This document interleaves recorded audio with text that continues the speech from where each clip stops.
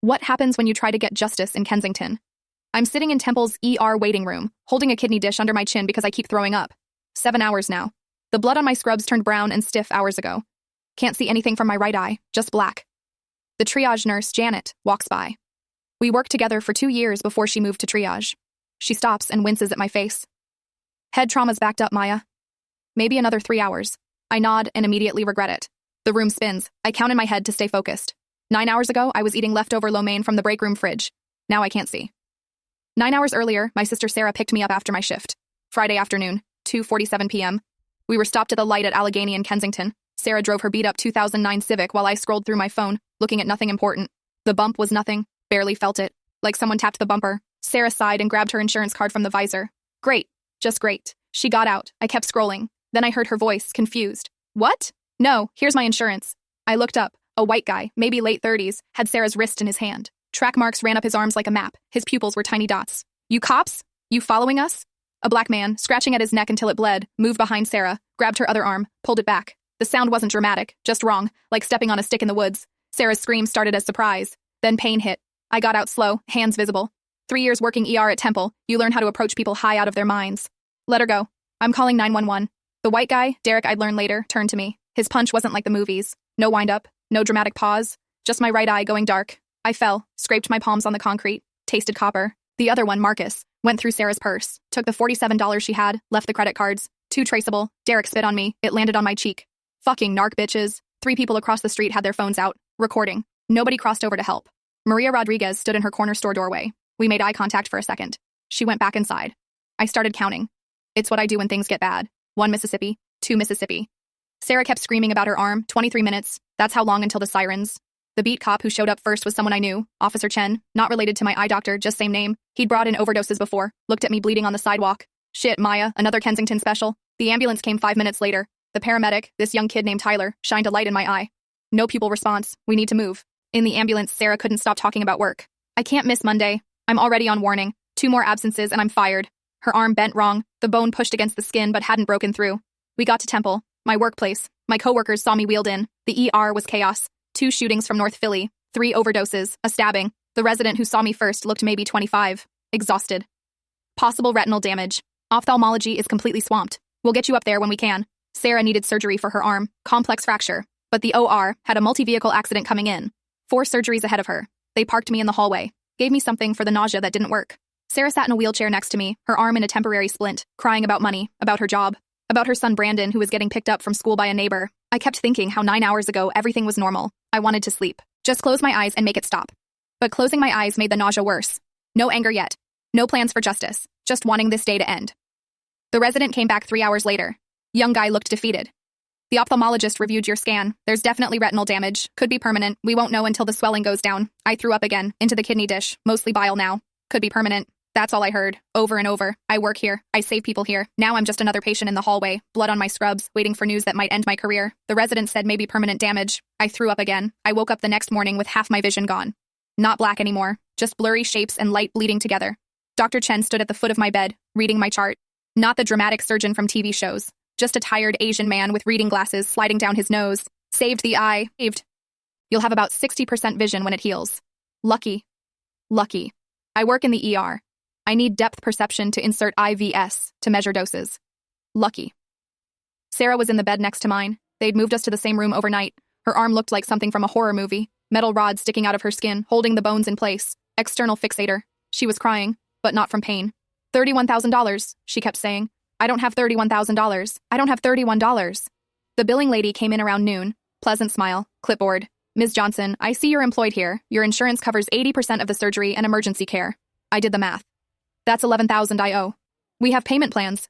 Sarah spoke up from her bed. I don't have insurance. The billing lady's smile never changed. We have financial assistance forms. You can apply. Sometimes they reduce it to $20,000. Sarah laughed. Not a happy sound. $20,000. Great. That's only twice what I make in a year. Detective Patricia Williams showed up that afternoon. Coffee stain on her white shirt, bags under her eyes. She pulled out a cracked iPad and started swiping through photos. Know these guys? Derek Paulson, Marcus Washington. Their mugshots looked exactly like they did yesterday. Derek with that thin face and dead eyes. Marcus with the neck scratched raw. That's them. Williams nodded like she expected it. Yeah, we know them. Derek's got 18 priors. Assault, possession, theft. Marcus has 14. So they'll go to prison? She actually laughed. For what? Simple assault? They'll plea down. 6 months max, probably just probation. My sister's arm is held together with metal rods. I know, but I've got 4 shootings this week. 2 dead kids in Fairhill, a stabbing on Frankfurt. To the DA, this is property damage and simple assault. She gave me ADA Kevin Brooks' card. Said to call him Monday. Monday came. I could barely see to dial. Sarah was home, crying about bills and her job. Brooks' office was exactly what you'd expect. Files stacked to the ceiling, coffee cups growing mold. Him on the phone when I walked in. I've got 72 active cases, he was saying to someone. No, tell them to plea. I don't care. Just get it off my desk. He hung up and looked at me. Looked at my bandaged eye. The Kensington assault? My sister's arm. They're claiming self-defense. Say you rear-ended them on purpose. Road rage. I'm a nurse. I don't do road rage. I know. But Kensington juries are tired. They see 20 cases like this a month. Addicts, dealers, fights. They stop caring who started what. So what do I do? File for victim compensation. Maybe you'll get something. Few thousand if you're lucky. I went home with a stack of forms. Victim compensation needed receipts I didn't have. Police reports that weren't finished yet. Medical records that cost $50 per page to copy. I started calling witnesses. The first number was disconnected. The second guy answered. Sorry, didn't see anything. You were filming it. Didn't see anything. The third person was honest at least. I live here. I can't testify against dealers, you understand? Maria Rodriguez was the worst. I went to her store Tuesday morning. She was arranging chips on the shelf, not looking at me. Maria, please, you saw everything. I have grandchildren. They walk past here every day to school. Please understand. Wednesday, Sarah called me crying. Her supervisor at Amazon had called. 3rd absence this month. Company policy. I have to let you go. But my arm. File for disability. Good luck. The insurance company was next. The incident occurred in a vehicle, but the assault was external to the vehicular accident. Claim denied. I went back to work Thursday. Thought I could handle it. Tried to prep an IV. Missed the vein 3 times.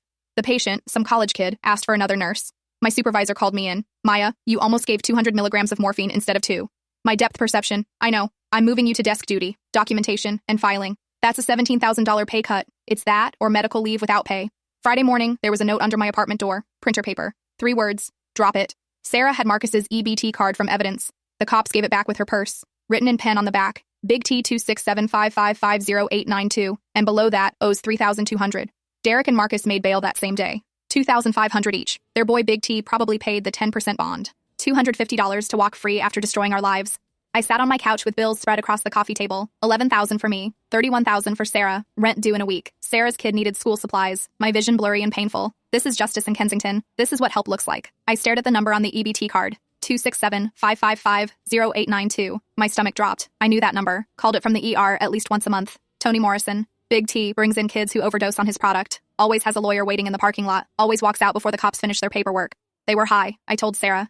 We were sitting in her kitchen. Brandon was at school. Her arm smelled wrong through the bandages. Thought we were cops? So what? She shifted the fixator. Metal rods clicking against each other. Changes nothing. These people don't go to jail, Sarah. Big T owns half the corners in Kensington. My arm is fucked forever. She held it up. The infection was spreading. Red streaks running up toward her shoulder. Your eye is fucked. We're not dropping this. The antibiotics aren't working. You need intravenous treatment. With what insurance? A week later, I drove Sarah back to Maria's store. Had to drive. Sarah couldn't manage the bus with a fixator. The infection had gotten worse. The free clinic gave her different antibiotics, but they weren't strong enough. She needed vancomycin. Hospital grade. But that meant admission. Another $20,000 minimum. Maria saw us coming through the window. When we walked in, she stayed behind the counter. Nervous. Why you come back? Just wanted to ask again. Did you see anything that day? She looked at Sarah's arm. The smell of infection was obvious now. Sweet and wrong. I told you. I didn't see nothing. Sarah leaned against the chip display, sweating even though it was cold. Maria, please, I said. Anything. She looked out the window, checking for who might be watching. Then she went to the back room, came back with an ancient laptop. I have camera. Old one. Sometimes works. She turned the laptop toward us. Grainy black and white footage. No sound at first. After I got robbed last year, insurance made me install. She clicked around. Found the right file. The timestamp showed 2:47 p.m. Friday. You could see our car stopped. Sarah getting out. Then Derek grabbing her. The audio kicked in halfway through. Mostly static. But you could hear Derek say something. Fucking cops. Teach. Then Sarah's scream. That was clear. The crack of her arm wasn't audible, but you could see her body jerk. You could see me getting out. The punch. Me falling. This could help us, I said. Maria shook her head. I can't testify. You understand? I have grandchildren. Can you just give us the file? She plugged in a USB drive. Ancient thing. Probably from 2010. The transfer took forever. When it finished, she handed it to me. File is corrupted. Only 30 seconds works. The rest is broken. I tried to play it on my phone. She was right. 30 seconds of grainy footage. Derek's face wasn't even clear. But Sarah's scream was there. This is something. I told Sarah in the car. She was slumped against the window, fever getting worse. It's nothing. You can't even see their faces clearly. Your scream. They'll say I was overreacting. Drama queen wanting a payday. We sat in the parking lot. Sarah's breathing was getting shallow. The infection was winning. We need to get you to the hospital. With what money? Sarah, no, we file the victim compensation first. Then maybe they'll expedite it if I'm admitted. I helped her fill out the forms that afternoon. Her handwriting was shaky. The fever was hitting 102. Question 23. List all medical expenses with receipts attached. We had 7 receipts. The victim comp needed 15 different documents. Half we didn't have, half would cost money to get. Question 31. List all witnesses with contact information. Maria Rodriguez, no phone number given, won't testify anyway. Question 45. Describe how this incident has impacted your ability to work. Sarah wrote, lost job, can't lift anything, arm infected. I wrote, vision damaged, moved to desk duty, pay cut $17,000. The form said processing time was 6 to 9 months.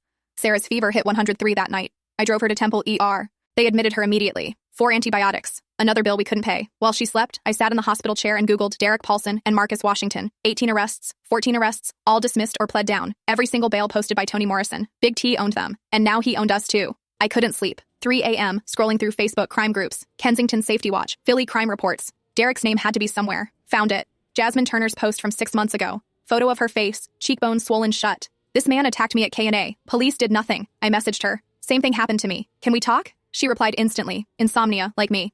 We agreed to meet at the Dunkin' on Frankfurt Avenue next morning. Jasmine was already there when I arrived. Tall black woman, maybe 30. You could still see where her cheekbones sat wrong. Never healed right.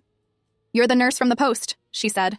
Not a question. I sat down. My depth perception still fucked. Missed the chair edge. Had to grab the table. I reported it, she said before I could ask. Filed charges. Had witnesses. Nothing happened. Why? His lawyer got continuances. 5 times. Witnesses stopped showing up. Case dismissed. She stirred her coffee. Now I see him sometimes. Walking around. He smiles at me. Would you testify for our case? She laughed. Sharp. Bitter. I have kids. 2 boys. 8 and 10. You understand? She pulled out her phone. Showed me photos of the boys in school uniforms. Their dad's gone. I'm all they got. But she gave me another name. Robert Chen. Not related to my doctor. Common name. Marcus robbed him last year. Robert agreed to meet same day. Older guy, 60s, owned a restaurant on Aramingo. Marcus robbed me at knife point, he said. We were in his empty restaurant. Lunch rush over. Right outside. Broad daylight. I identified him. Had video from my camera. What happened? My witness disappeared. Just gone. Never came to court. Message received. But you had video. Mysteriously corrupted. Only thing that worked was Marcus's lawyer saying it was mistaken identity. I started a WhatsApp group. Kensington assault victims. Added Jasmine and Robert. Found 2 others through Facebook. Within 3 days, everyone left except Jasmine. Even she muted notifications. I became obsessed. Every free moment at my desk job, Googling them. Derek Paulson, Marcus Washington, public records, arrest reports, 18 arrests for Derek, assault, possession, theft, all dismissed or pled down to nothing. 14 for Marcus. Similar pattern. Every single bail posted by Toni Morrison. My coworker Nancy walked by, saw my screen. You're not looking up patient records, are you? No, just research. Be careful. HIPAA violations are federal, 10 years prison. I closed the browser, but I'd found what I needed. Big T owned them, paid their bail every time. They were his boys. Monday morning, I got to the hospital parking garage. My 2004 Corolla had 2 flat tires, both front ones, clean punctures. Called security. Old guy named Jerome came up. Camera was off for maintenance all weekend. Sorry, 2 new tires would cost $300 minimum. Money I didn't have. Started taking SEPTA, 2 buses and the L. Added 90 minutes to my commute. Wednesday afternoon, Sarah called. Panicked. Someone's following Brandon. What? Black sedan. Followed him from school to corner store. Now it's outside our building. Call 911. I did. 20 minutes ago. I left work early. Unpaid time. Got there before the cops. 40 minutes after Sarah called. The sedan was gone. The cops finally showed. Young officer. Looked bored. Could be anyone. Lots of black sedans in Philly. They were following my nephew. Did they approach him? Say anything? No, but not a crime to drive on public streets. Thursday, I was documenting discharge paperwork when someone said my name. Toni Morrison stood by the nursing station. Big T himself. 6'3", 300 pounds, gold chains, smelled like weed and cologne. Heard you had some trouble. Not a question. I hit record on my phone in my pocket. Can I help you? Just visiting a friend. But Kensington's dangerous. Nurses get hurt. He smiled. Statistics, you know? 1 in 4 healthcare workers experience violence. Is that a threat? Statistics ain't threats. Just facts. He walked away, slow, making sure I watched him leave. I played the recording for Detective Williams. She listened, shrugged. Not legally a threat. He's right about the statistics. He's threatening me. Probably. But I can't arrest him for citing workplace violence statistics. That night, I sat with Sarah in her kitchen. Her arm infection was finally clearing, but the smell lingered. Brandon did homework, pretending not to listen. They're watching us, Sarah said. I know. We could drop it. I looked at her arm, the metal rods, my vision still blurry at edges, the bills piling up. Could we? She shook her head. I was testing you. We're fucked either way. At least if we keep going, we're fucked while fighting back. Brandon looked up. Mom, you said the F word. Twice, I told him. He almost smiled. First time since this started. That night I couldn't sleep again. Googling Big T now. Toni Morrison. His record was cleaner. Smart enough to stay distant from the street crime. But his name was everywhere. Bail bonds, witness statements that got recanted, cases that fell apart when people stopped cooperating. This wasn't just about Derek and Marcus anymore. This was about something bigger, and we were already in too deep to stop. I did something stupid. Posted on the Kensington neighborhood Facebook page using my real name. My real face. These men attacked my sister and me at Allegheny, and Kay broke her arm, damaged my eye. Attached the hospital photos. Sarah's arm in the fixator. My face swollen, eye bandaged. Within an hour, 89 shares, mostly prayers. Sending prayers. So sorry this happened. Prayers up. Prayers don't pay medical bills. Then someone commented. Profile picture of an American flag. Maybe don't rear-end people and claim victim, I typed back. We were stopped at a red light. Sure you were. Always two sides. Jasmine texted me. Take it down. You're making yourself a target. But people kept arguing in the comments. Some defending us. Others saying we probably started it. Someone claimed they knew Derek. Good guy. Would never. 3 hours later, Facebook removed the post. Community guidelines violation. Graphic images.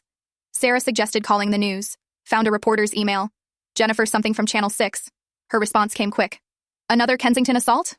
Unless someone died, it's not news. Sorry, I tried 3 other stations. Same response. One guy actually said, call us if they kill someone. Sarah was sitting at my kitchen table trying to open a jar with one hand. The infection smell was better, but still there.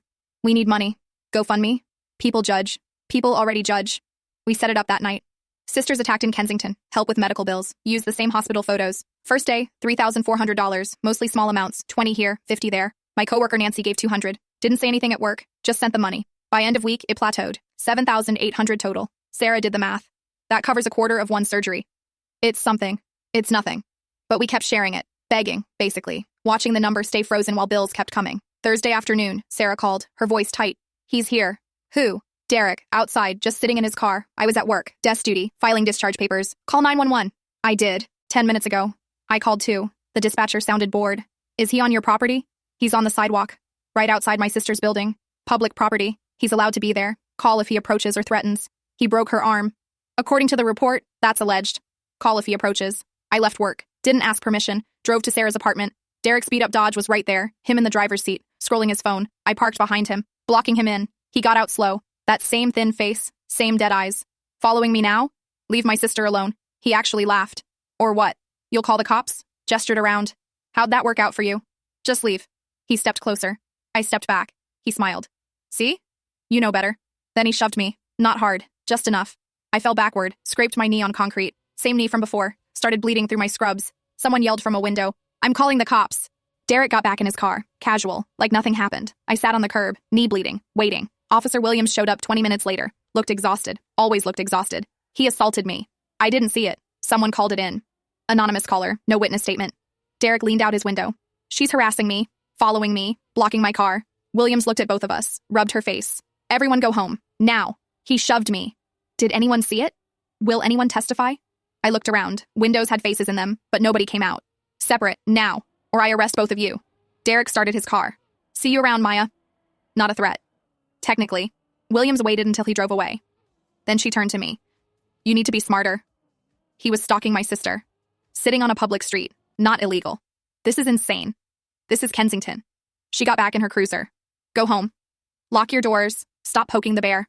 I went upstairs to Sarah's apartment. She was peeking through the blinds. Brandon was doing homework, pretending everything was normal. He's going to kill us, Sarah said. No, he's going to make us wish he had. What's the difference? I looked at my knee, already scabbing over, my eye throbbing, Sarah's infected arm, the bills on her counter. We're still breathing. For now. Brandon looked up. Mom, is the bad man coming back? Sarah forced a smile. No, baby. Aunt Maya scared him away. He looked at me. At my bleeding knee.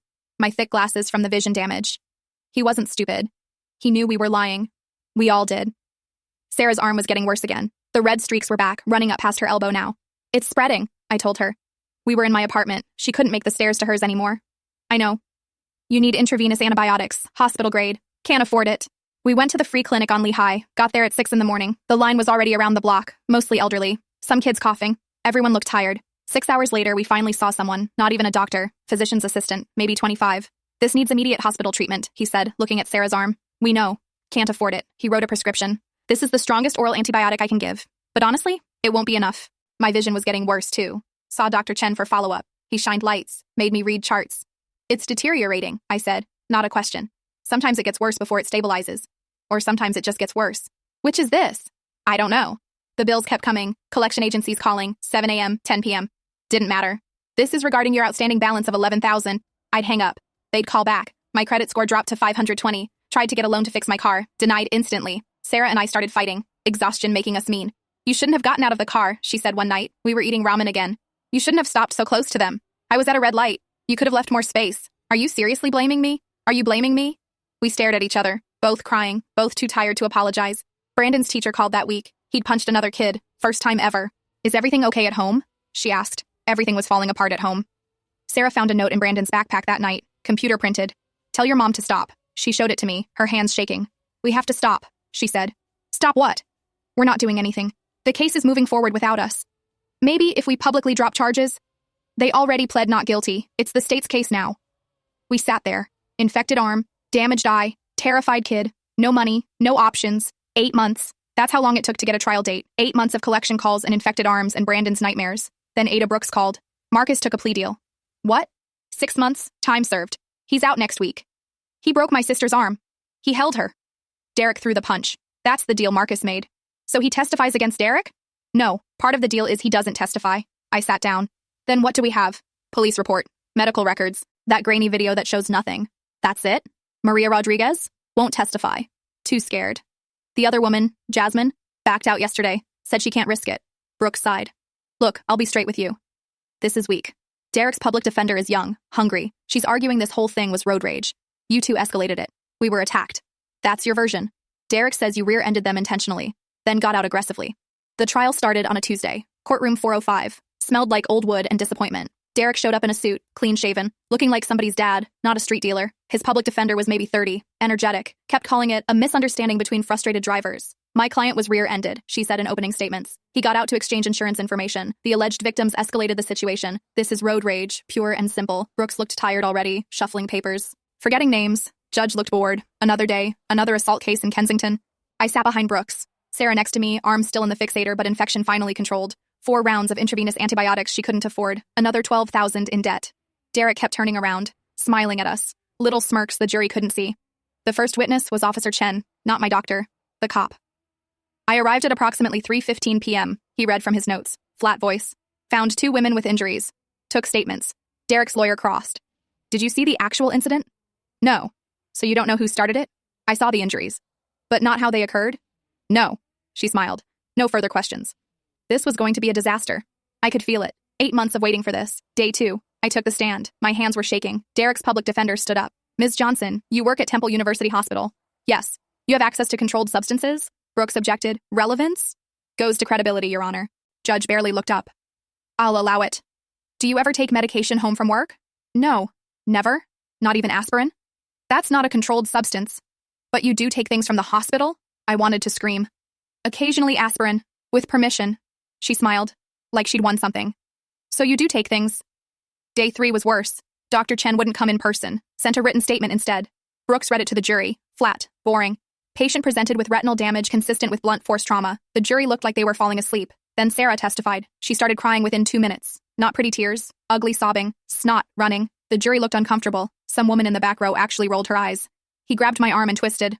Objection, Derek's lawyer said. The witness is becoming hysterical. I'm not hysterical. He broke my fucking arm. The judge banged his gavel. Language, Ms. Johnson. Sarah kept crying. Looked desperate. Looked like someone trying too hard. I could see it on the jury's faces. They didn't believe her. Day 4. Derek took the stand. Navy suit, fresh haircut. Looked like a completely different person. I have an addiction disease, he said. Calm, practiced. I was high that day. Not thinking straight. These ladies hit my car. I got confused. Scared. His lawyer handed him papers. What's this? My NA attendance sheet. I've been clean for 6 months. Bullshit. I'd seen him high 2 weeks ago at the Wawa, but I couldn't prove it. I'm sorry for what happened, he continued. But they hit me first. I was defending myself. From 2 women? I wasn't thinking clearly. The drugs made me paranoid. The jury ate it up. Poor addict trying to get clean. Mean women attacking him. Closing arguments. Brooks fumbled through his notes. Kept calling me Maria instead of Maya. Derek's lawyer was sharp. This is road rage, pure and simple. My client, struggling with addiction, was attacked by 2 angry women. He defended himself, perhaps too aggressively, but that's not felony assault. That's a misunderstanding. The jury deliberated for 4 hours. 4 hours to decide 8 months of hell. Guilty of simple assault only. Not aggravated, not felony, simple misdemeanor assault. The judge looked bored reading the sentence. 18 months. Credit for time served. Eligible for release in 6 months with good behavior. Derek had already served 8 months awaiting trial. He'd be out in 6 more. maybe less. Sarah grabbed my hand. That's it? That's it. The victim compensation letter came 2 weeks later, after 9 months of waiting. We are pleased to inform you that your application has been partially approved. $5,000 for me, $3,000 for Sarah. The interest on our payment plans alone was more than that. Sarah got a job at Dollar General, $11 an hour. Can't lift anything over 10 pounds. Her arm will never fully extend again. The nerve damage is permanent. Paper or plastic, she practices in my bathroom mirror, her new life.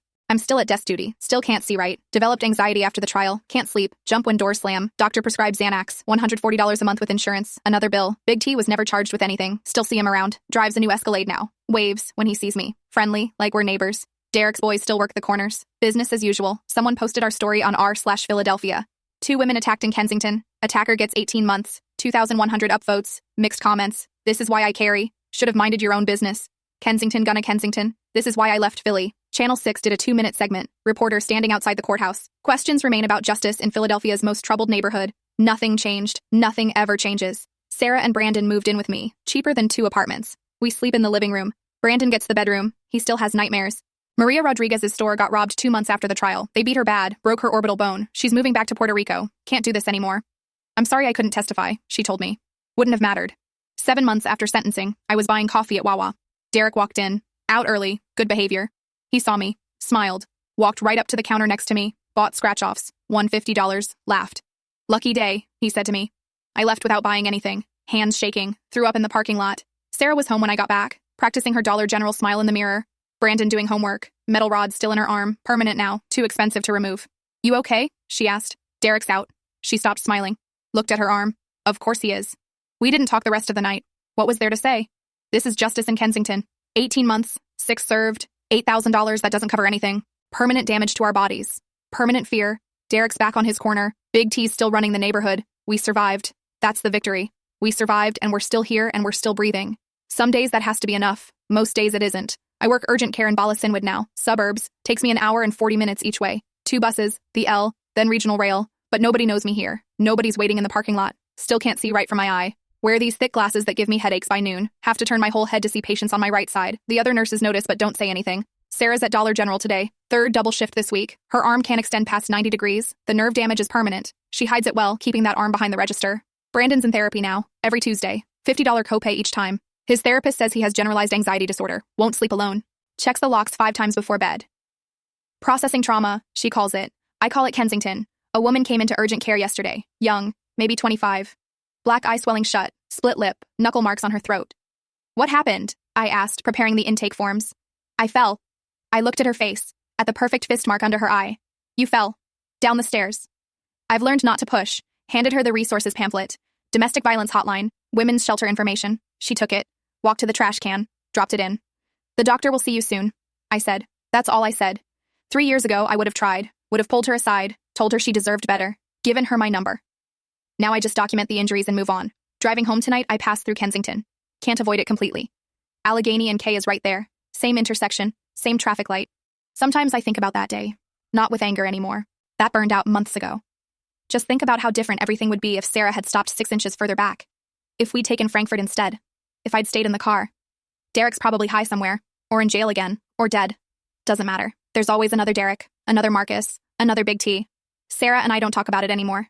We talk about Brandon's homework, about bills, about her next shift, about my commute. Never about that day. Some fights you don't win. You just survive. I tell myself that has to be enough, that we're lucky, we're alive, we're working, we're managing. But then I catch myself in the mirror. These thick glasses, the constant headache, Sarah favoring her good arm, Brandon sleeping on our couch because he's too scared to be alone, the bills that never stop coming, the credit that's destroyed, the fear that never quite leaves. This is what survival looks like in Kensington. It has to be enough because it's all we have.